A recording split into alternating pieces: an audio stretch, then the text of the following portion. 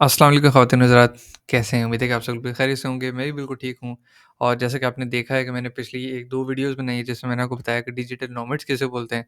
और फिर मैंने एक वीडियो बनाई जिसमें मैंने आपको बताया कि डिजिटल नोमैड वीज़ा आप पोर्तुगाल का किस तरीके से हासिल कर सकते हैं। मैं सिर्फ़ आपको एक ओवरव्यू दूँगा, आपने खुद मेहनत करनी है, खुद सर्चिंग करनी है, खुद अप्लाई करना है, वो किस तरीके से करना है। वो सारी चीज़ें आपको जो मैं आपको दिखाऊँगा उन चीज़ों को फ़ॉलो करने के बाद करनी है। तो सबसे पहले आज मैं जिस वेबसाइट में मौजूद हूँ, ये nomadembassy.com है। बेसिकली ये बहुत अच्छी एक ब्लॉगिंग वेबसाइट है, जहाँ पे आपको डिजिटल नोमैड से रिलेटेड इन्फॉर्मेशन मिल जाती है। इसका लिंक मैं नीचे डिस्क्रिप्शन में भी दे दूँगा, तो आप वहाँ पे इसको जाकर फॉलो कर सकते हैं। तो आज मैं आपको जिस कंट्री के बारे में बताने जा रहा हूँ, वो कंट्री है क्रोएशिया, ठीक है? क्रोएशिया जो है, ये भी एक यूरोपियन कंट्री है, बहुत खूबसूरत कंट्री है। आप इसको ज़रूर इंटरनेट पे सर्च कीजिएगा, यूट्यूब पे जाकर सर्च कीजिएगा Croatia living style, Croatian city और क्रोएशिया सारी चीज़ें, तो आपको बहुत आसान तरीके से आप पूरा शहर का टूर कर सकते हैं। क्रोएशिया सिटी टूर भी आप वहाँ लिख सकते हैं। इस तरीके से क्रोएशिया नेचुरल ब्यूटी भी आप लिख सकते हैं, तो वहाँ पे आपको इस तरह की बहुत सारी डिफरेंट इन्फॉर्मेशन मिल जाएगी। जैसे मैं यहाँ सर्च करता हूँ क्रोएशिया, तो क्रोएशिया से रिलेटेड आपको यहाँ पे बहुत सारी गूगल पे ही आपको सामने इन्फॉर्मेशन मिल जाएगी, जैसे कि ये रिपब्लिक ऑफ क्रोएशिया इसको बोलते हैं। Basically south east European country है।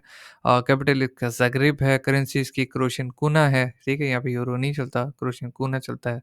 प्रेसिडेंट इनके ज़ोरान मिलोनोविक हैं और प्राइम मिनिस्टर जो हैं कि एंड्रिच प्लेनकोविक हैं। ये चौविक बोलते हैं, पता नहीं मैं शायद गलत प्रोनाउंस कर रहा हूँ, कि पॉपुलेशन जो है वो इतनी ज़्यादा नहीं है। अराउंड 4 टू 5 मिलियन 2020 में थी, ज़्यादा से ज़्यादा 5-6 मिलियन हो गई होगी, इससे ज़्यादा नहीं है। तो इस तरीके से आप क्रोएशिया की पूरी डिटेल यहाँ पे वीडियोज़ में जाके देख सकते हैं, वीडियोज़ में आपको कंप्लीट टूर यहाँ मिल जाएँगे और इमेजेस में जाकर भी आप देख सकते हैं यहाँ पे, कितना खूबसूरत मुल्क है, एक टूरिस्ट कंट्री है और काफ़ी एडवांस मुल्क है, ठीक है? तो अब मैं आपको बताता हूँ कि यहाँ पे आप किस तरीके से अगर आप फ्रीलांसर हैं, ठीक है? आपको ये जानना बहुत ज़रूरी है कि अगर आप फ्रीलांसर हैं, अगर आप डिजिटल नोमैड हैं, अगर आप डिजिटल एंटरप्रेन्योर हैं, तभी आप इस वीज़ा के लिए एलिजिबल हैं। हर कोई नहीं अप्लाई कर सकता, ठीक है?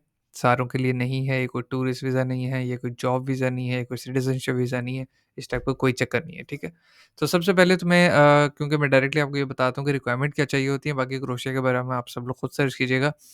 अगर मैं नीचे आता हूँ, तो यहाँ पे हम देखते हैं कि Croatia digital nomad visa requirement क्या है? तो वीज़ा के लिए बेसिकली उनकी रिक्वायरमेंट क्या है, वो देखते हैं हम। सबसे पहले तो आपको वैलिड पासपोर्ट चाहिए at least 3 months after the visa term, यानी आपको कम से कम 3 महीने पुराना हो, उससे ज़्यादा भी पुराना हो सकता है, लेकिन 3 महीने से ज़्यादा कम अरसे वाला आपका पासपोर्ट नहीं होना चाहिए, उसकी वैलिडिटी ज़्यादा होनी चाहिए। प्रूफ ऑफ रिमोट इनकम, देखें मैं आपको पहले बता रहा था कि फ्रीलांसर ही सिर्फ एलिजिबल हैं, तो फ्रीलांस देखें, आप देख रहे हैं फ्रीलांसर, एम्प्लॉय और एंटरप्रेन्योर। एम्प्लॉय से मुराद ये है कि जो रिमोट एम्प्लॉयज़ हैं। मिसाल के तौर पे आप पाकिस्तान बैठे हुए हैं, आप यूरोप की जॉब कर रहे हैं, आप ऑस्ट्रेलिया की जॉब कर रहे हैं, आप चाइना की जॉब कर रहे हैं, आप जापान जापान की जॉब कर रहे हैं, तो वो आपके जो है बेसिकली एम्प्लॉयमेंट कहलाएगी। आप तब एलिजिबल होंगे अगर आप फ्रीलांसर हैं, रिमोट एम्प्लॉयी हैं, एंटरप्रेन्योर हैं, यानी आपका कोई अपना डिजिटल बिज़नेस है। लेकिन शर्त ये है कि वो कंपनी या बिज़नेस है, जो भी रिमोट जॉब है या जो भी फ्रीलांसिंग है, वो आउटसाइड ऑफ क्रोएशिया हो। क्रोएशिया के अंदर की कोई चीज़ ना हो, यानी आपका क्लाइंट क्रोएशिया का ना हो, आपका बिज़नेस क्रोएशिया का ना हो, आपका एम्प्लॉयर क्रोएशिया का ना हो। ठीक है?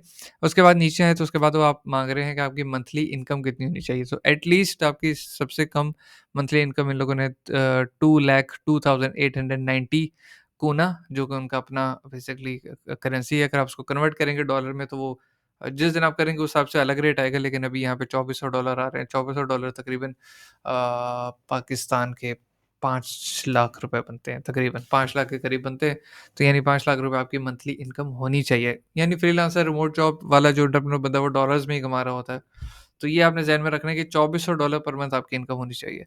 उसके नीचे फिर आपने बैलेंस बैंक में कितना रखना है। ये बैलेंस आपको शो करने के लिए सिर्फ़, कि भाई मेरा देखो बैंक में इतने पैसे पड़े हैं, अगर मेरी कोई जॉब चली भी जाती है तो मैं 1 साल तक वहाँ पे ज़िंदा रह सकता हूँ, मेरे पास इतने पैसे हैं।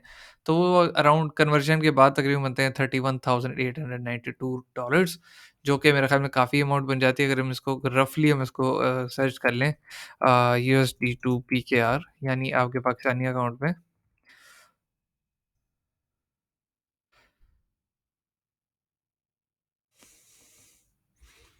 तकरीबन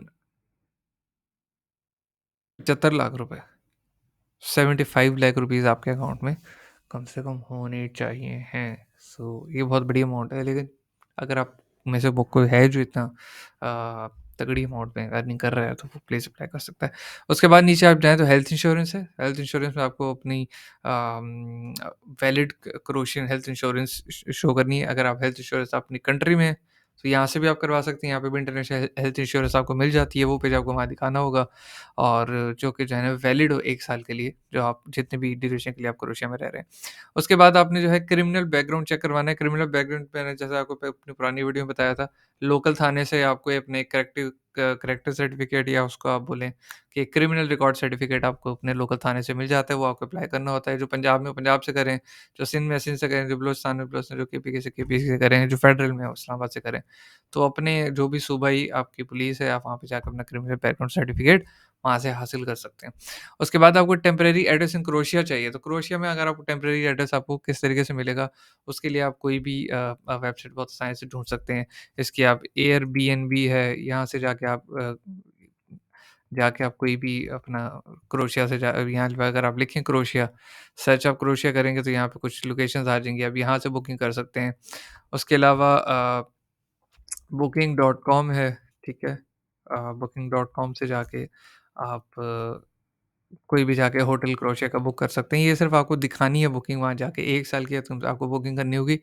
आई वुड रिकमेंड कि जो है वो जो बुकिंग हो वो पेमेंट वाली ना हो, यानी आपको उसका एडवांस पेमेंट ना करनी पड़े, सिर्फ़ बुकिंग हो जाए।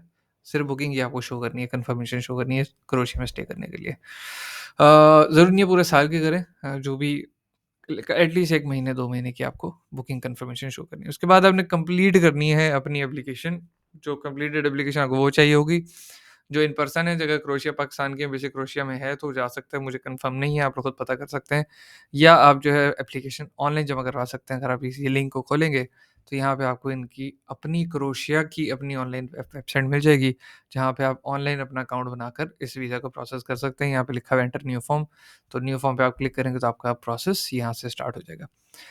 अब नीचे आते हैं कि स्टेप्स टू अप्लाई, अप्लाई करने के स्टेप्स क्या हैं, ये हम आपको बता देते हैं। अगर आपने तो एप्लीकेशन ऑनलाइन नहीं की, तो आप क्रोशियन एम्बेसी डायरेक्ट जाके कॉन्सुलेट में जाके कॉल करके या वहाँ जाके अपॉइंटमेंट ले सकते हैं, सारी चीज़ें कर सकते हैं। या आप इन पर्सन अप्लाई कर सकते हैं जाके किसी भी कंट्री में जाके। तो अगर आप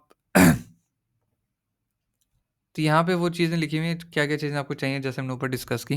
अपनी डॉक्यूमेंट जमा करवाते करवाते वक़्त तो सबसे पहले आपको कॉपी चाहिए, पासपोर्ट की कॉपी होनी चाहिए। अच्छा, कॉपी किस तरीके से करनी है, पासपोर्ट का फर्स्ट पेज जो पूरा होता है, जहाँ पे आपकी तस्वीर और डिटेल लिखी होती है, वो पूरा पेज आप कॉपी, और उसके अलावा जब पेज पलटेंगे, तो उस पेज की पूरी कॉपी। तो ये एक पासपोर्ट की कॉपी इसको बोलते हैं, वो आपको 2 पेज चाहिए होंगे scan. Proof proof of purpose, remote work contract या एम्प्लॉय, अगर आपकी रिमोट एम्प्लॉयमेंट है, अगर कहीं रिमोटली आप जॉब कर रहे हैं, तो उस जगह की आपको जो है कॉन्ट्रैक्ट चाहिए होगा, जो भी जहाँ पे जॉब कर रहे हैं वो आपको कॉन्ट्रैक्ट लाज़मी देते हैं। अगर नहीं है, तो आप उनको ईमेल करें, उनसे मैसेज करें, उनको कॉल करें, उनको बोलें कि मुझे जो भी आपने एम्प्लॉयमेंट रखा हुआ है उसका कॉन्ट्रैक्ट या एम्प्लॉयमेंट लेटर आप मुझे दें। प्रूफ ऑफ इनकम आपको शो करनी होगी। प्रूफ ऑफ इनकम में आपको अपनी पे स्लिप्स दिखा दीजिएगा लास्ट 3-4 मंथ्स की, बैंक स्टेटमेंट दिखा दीजिएगा, या जो भी आपको एक सैलरी स्टेटमेंट अगर आपको कंपनी ने दी है, या अगर आप ऑनलाइन फ्रीलांसिंग या फाइवर से काम करते हैं, तो वहाँ पे भी आपको इनकम शो हो जाती है, आप वहाँ से भी अपने इनकम सर्टिफिकेट डाउनलोड करके उनको शो कर सकते हैं।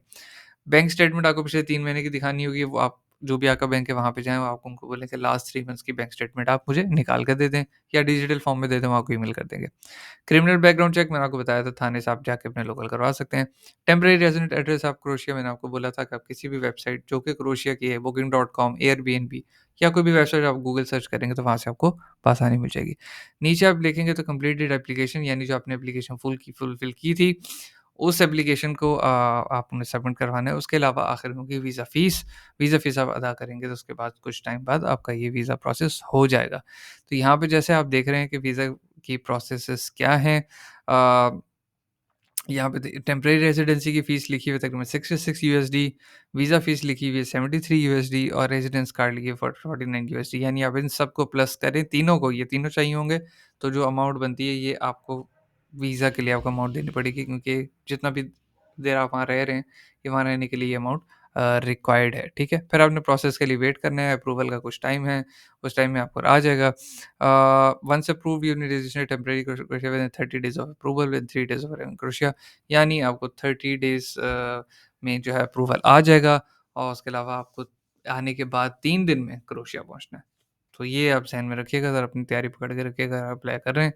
जैसे देखें यहाँ पे इन लोगों ने दिया हुआ भी है आपको लीज़ एग्रीमेंट होटल booking.com से या एयरबीएनबी से, यहाँ से आपको मिल जाएगी।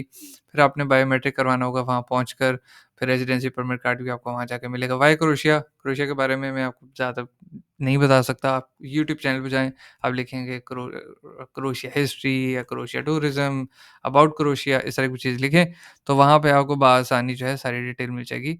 तो ये थी क्रोएशिया से रिलेटेड। अगर आप डिजिटल नोमैड हैं, आप फ्रीलांसर हैं, आप रिमोट वर्कर हैं, आप बहुत अच्छा कमाते हैं, तो मेरे ख़्याल में कुछ-कुछ टाइम के लिए आपको इन कंट्रीज़ विज़िट करना चाहिए, इन कंट्रीज़ से एक्सपोज़र लेना चाहिए, आपको पता चलेगा कि बाकी कंट्रीज़ में क्या हो रहा है, वहाँ पे डिजिटल चीज़ें किस तरीके से इस्तेमाल हो रही हैं, वहाँ से कुछ सीख के आएँ, फिर उसको अपनी कंट्री में इम्प्लीमेंट करें। मेरी वीडियो देखने का बहुत-बहुत शुक्रिया। अगर आपको वीडियो पसंद आई है तो इसको लाइक करें, और अगर आप चाहते हैं, अगर आपकी कम्युनिटी को भी ये चीज़ पता चले कि हाँ भाई, इस तरह की चीज़, इस तरह का वीज़ा भी एक्ज़िस्ट करता है, तो प्लीज़ अपने दोस्तों में शेयर करें, व्हाट्सएप ग्रुप में शेयर करें, फेसबुक ग्रुप में शेयर करें, जहाँ पे उसको शेयर करना चाहते हैं शेयर करें। चैनल सब्सक्राइब ज़रूर कीजिएगा। अगर आपका कोई सवाल है तो नीचे कमेंट में ज़रूर पूछें, और अगर आप कोई राय देना चाहते हैं तो वो भी आप नीचे मुझे कमेंट सेक्शन में दे सकते हैं।